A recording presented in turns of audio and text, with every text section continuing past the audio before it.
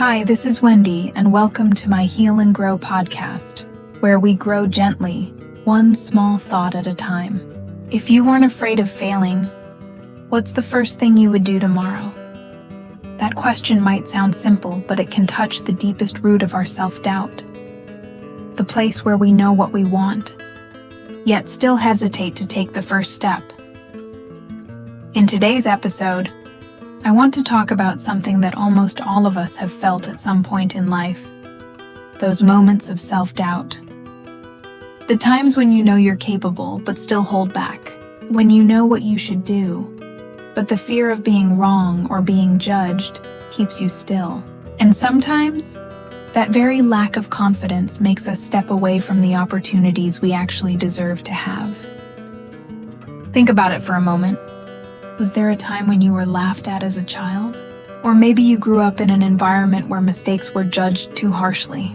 Or perhaps it's simply because you've spent too long putting others above yourself.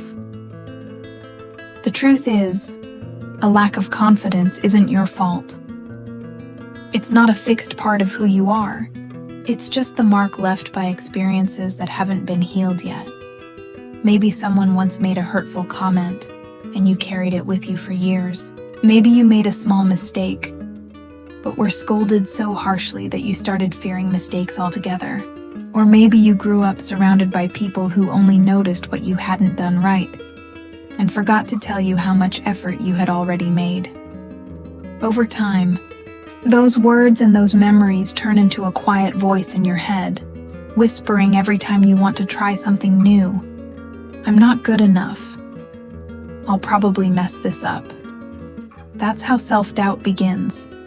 Not because you're weak, but because you've been hurt before. And deep down, you're just trying to protect yourself from being hurt again. You know, the truth is, we all have moments when we don't feel confident, and that's completely okay. No one in this world is certain about everything. No one always knows exactly what they're doing, or always has the right answers to life's questions. Even the people you admire most have mornings when they look in the mirror and wonder, am I good enough? Am I still on the right path? You see, a lack of confidence isn't a weakness. It's a very human reaction.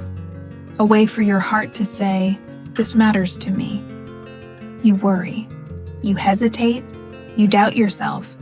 Not because you're broken, but because you truly care about what you're doing. If you didn't care, you wouldn't feel scared. If it didn't matter, you wouldn't feel so much.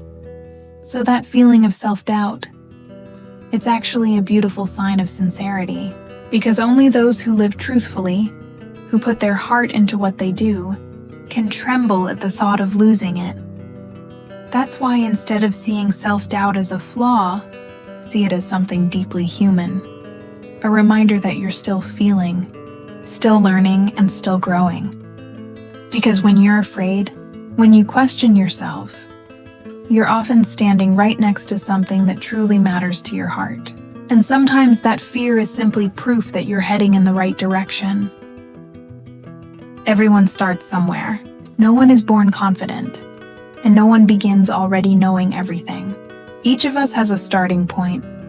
A place where we're still unsure, still afraid to make mistakes, still figuring out what to do first.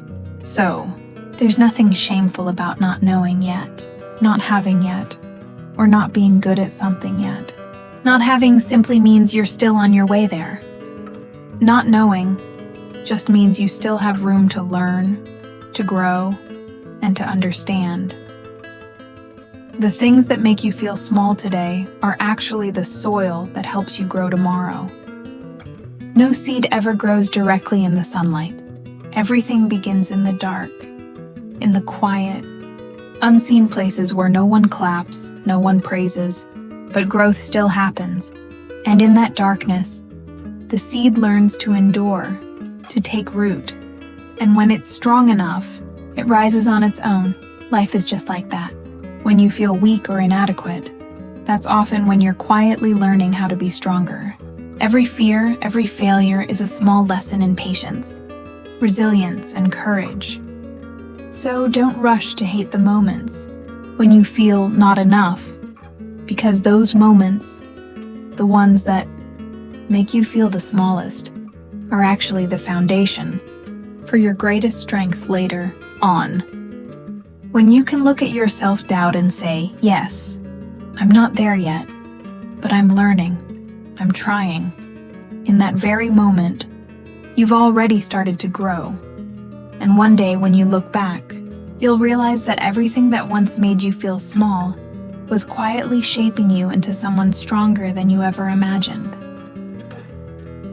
You feel like you're not as good as others? Good. That means you're still looking around, still curious, still wanting to learn and go further. If you never felt less than anyone, maybe you've already stopped growing.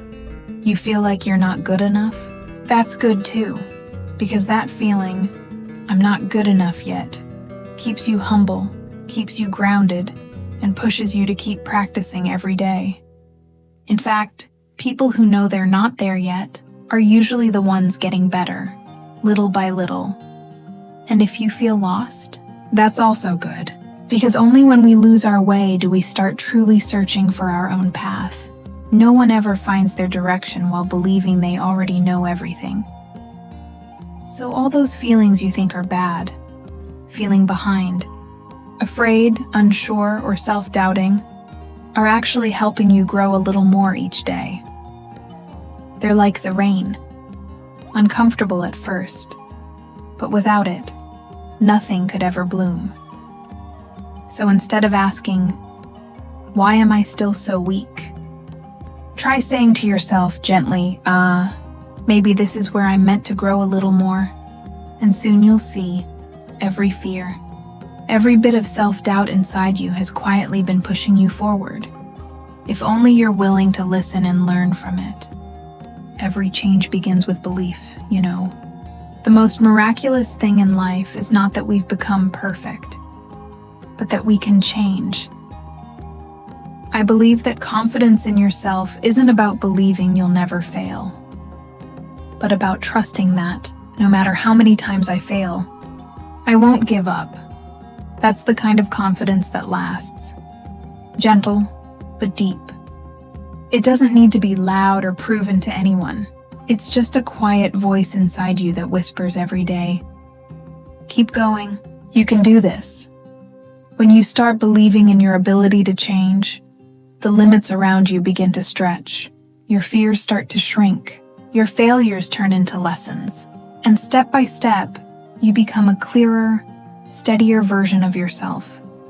So if today you feel lost, if you feel not good enough, not strong enough, please remember, it's okay.